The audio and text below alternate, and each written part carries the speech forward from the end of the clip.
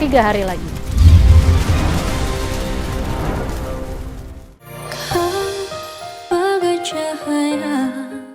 Apa tuh? Bubur bikinan Kasih, Bu. Sebenarnya Kasih punya bapak kan, Bu? Bapak sekarang ada di mana? Karena cantik ya kayak kamu tau. Aku pengen kenalin kamu sama orang tua aku. Andra, ini malah Andra, bukan Andra. Mas Andra udah pindah.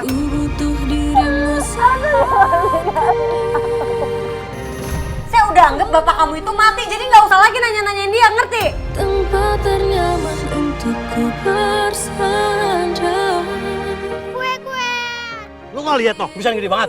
Nggak bisa baca. Beraninya sama anak kecil.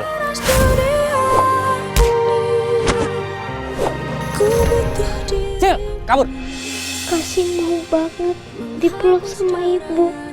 Pasti rasanya nyaman banget.